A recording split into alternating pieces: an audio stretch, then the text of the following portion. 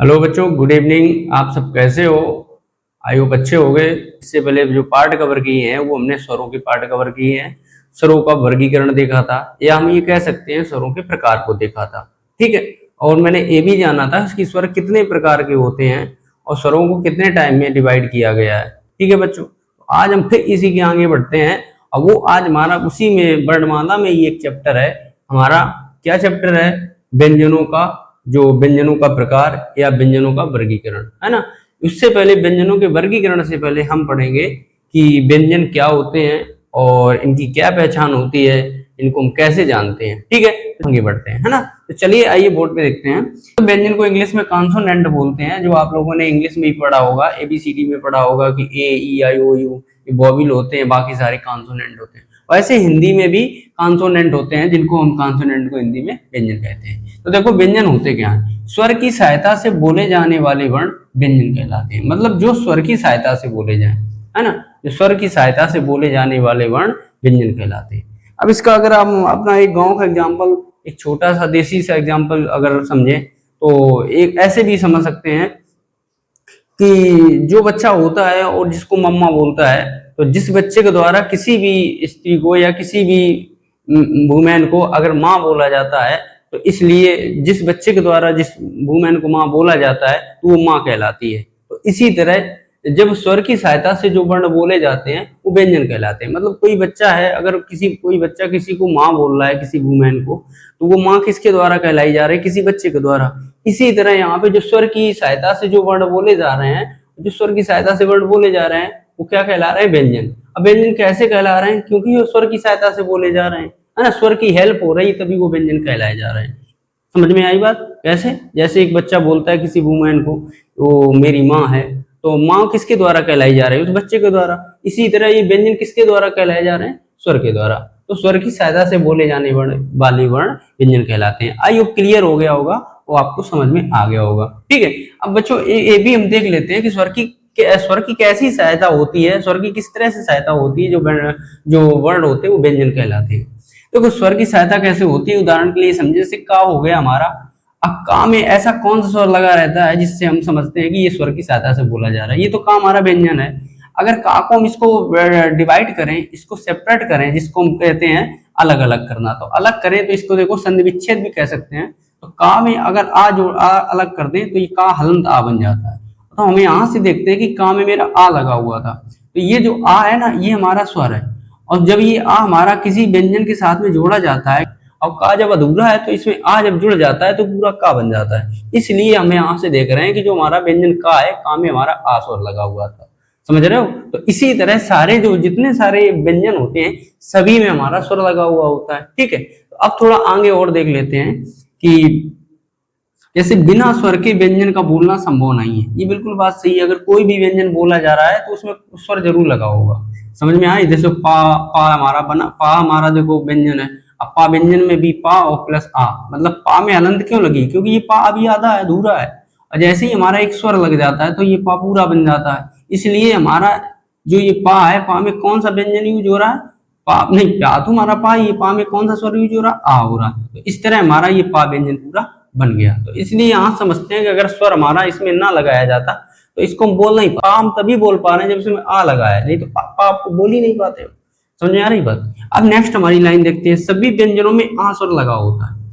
सभी व्यंजनों में आ स्वर लगा होता है, इस बिल्कुल सच बात है। जो भी हमारे का से ज्ञा तक जितने सारे व्यंजन होते हैं हिंदी में, सब में आ स्वर लगा होता है। जैसे पा में आ लगा है। अब जैसे आप लोग सोचो कि जो संयुक्त व्यंजन होते हैं उसमें तो स्वर नहीं लगा होता, नहीं, उसमें भी लगा होता है। जैसे हमारा छा छतरी मान लो आप, छा छतरी हमारा किससे बना है? का से बना है और प्लस सा से बना है। अब आप लोग बोलोगे कि सर इसमें नहीं लगा, क्यों नहीं लगा? देखो का किससे मिलके बना है? का हलंत प्लस आ से मिलके बना है, और हमारा आधा हलंत वाला सा बना। तो यहाँ से हम देख रहे हैं हमारा इसमें देखो स्वर लगा हुआ है।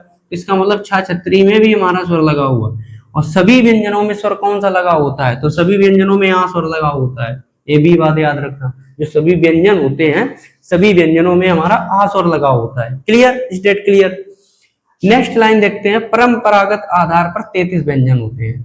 मतलब अब ये क्या नई बात है? परंपरागत, परंपरागत जानते हो, जैसे कि मान लो कोई पुराने रीति रिवाज चले आ रहे हो कि हम जो हमारे पापा के फादर होंगे उनको हम बाबा बोलेंगे, फिर इसके बाद हमारे जो हमारे जो बच्चे होंगे वो हमको फादर बोलेंगे, हमारे फादर के जो फादर होंगे वो उनको ग्रैंड फादर बोलेंगे, बाबा बोलेंगे, दादा वो बोलेंगे ना। तो ये उस तरीकों को जो ये सीक्वेंस चला आता है, बहुत पुराना रीति रिवाज चला आता है, उसको ये परंपरागत बोलते हैं। परंपरागत मतलब परंपरा से चला आ रहा है ना, तो आगत, तो इसलिए इसको परंपरागत बोलते हैं। तो परंपरागत आधार पर व्यंजनों की संख्या 33 है, समझ रहे हो, मतलब पुराने तरीके से जो चले आ रहे हैं, अगर वर्णों में व्यंजनों की संख्या पूछी जाए तो 33 मानी जाती है। क्लियर, बस इतना याद रखना है आपको। अब आगे बढ़ते हैं। द्विगुण या रूढ़ व्यंजन को जोड़ देने पर इनकी संख्या 35 हो जाती है।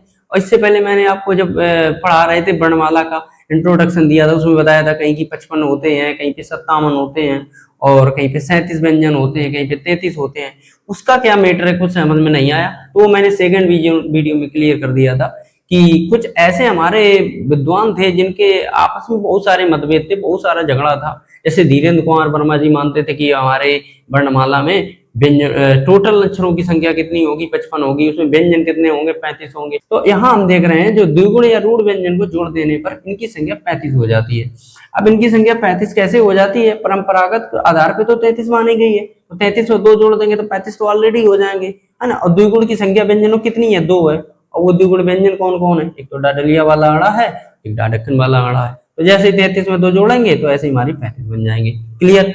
अब इन दोनों व्यंजनों को इनको कितने नामों से जाना जाता है, इनको 3 नामों से जाना जाता है, इसीलिए मैंने एक लाइन एक्स्ट्रा लिख दी है, ये पहले भी बता चुके हैं बट फिर से देखो। द्विगुण भी इसकी को बोलते हैं, रूढ़ भी व्यंजन बोलते हैं, इसको उत्क्षिप्त व्यंजन भी बोलते हैं। तो इन व्यंजनों के 3 नाम है। कुछ व्यंजन और भी होते हैं जिनको रूढ़ व्यंजन बोलते हैं, लेकिन मोस्टली देखा जाए इन्हीं को रूढ़ व्यंजन बोलते हैं। ठीक है।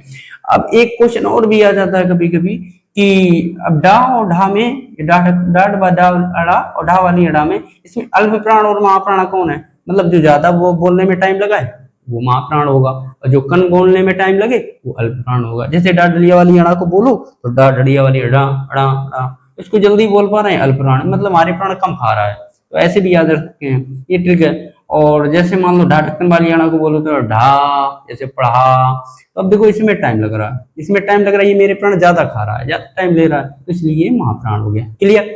तो बच्चों ये जो मेन पॉइंट थे ये मैंने क्लियर कर दिए। अब चलते हैं आगे। अब पढ़ते हैं व्यंजनों के प्रकार, जिसको हम दूसरी भाषा में ये भी बोल सकते हैं कि व्यंजनों का वर्गीकरण। अब व्यंजनों को वर्गीकरण को इंग्लिश में बोल सकते हैं क्लासिफिकेशन ऑफ कॉन्सोनेंट। ठीक है, classification of consonant. Classification of consonant का ये मतलब होता है व्यंजनों का वर्गीकरण या व्यंजनों के प्रकार। इसको ऐसे भी बोल सकते हैं टाइप्स ऑफ कॉन्सोनेंट। कोई दिक्कत नहीं, मीनिंग का डिफरेंट होता है, सारी मीनिंग कुछ मीनिंग सेम होती हैं। ठीक है, बहुत सारी ऐसी मीनिंग होती है जिनका एक वर्ड का 2 मीनिंग होता है। व्यंजनों के जो प्रकार होते हैं बच्चों वो 3 प्रकार होते हैं। कौन कौन से होते हैं? फर्स्ट नंबर जैसे हमारा स्पर्श व्यंजन, सेकंड नंबर हमारा अंतःस्थित व्यंजन, और थर्ड नंबर हमारा ऊष्म या संघर्षी व्यंजन।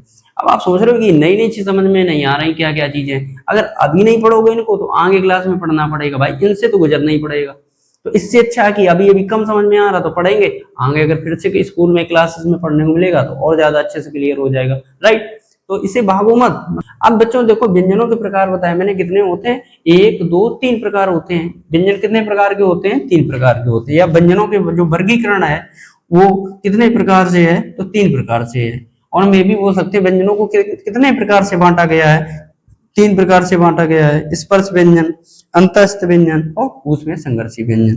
ठीक है, तो अब जो स्पर्श व्यंजन है इसको बेटा 5 भागों में बांटा गया है।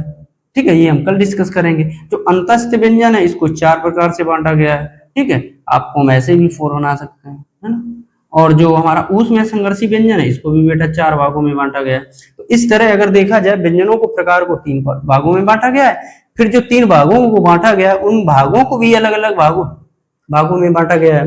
जैसे स्पर्श व्यंजन को 5 भागों में, अंतःस्थ व्यंजन को 4 भागों में, उसमें संघर्षी व्यंजन को 4 भागों में। तो इस तरह हमारे इनके भागों के भी भाग हो जाते हैं। इस तरह इनके 5 4 9 4 13 भाग हो जाते हैं। ठीक है, तो बच्चों ये आज का एक छोटा सा टॉपिक था। इसके आगे हम कल व्यंजनों का प्रकार पढ़ेंगे। और अगर क्लास अच्छी लगे तो हमें जरूर कमेंट में बताना कि हमें समझ में आया। देखने के लिए थैंक यू।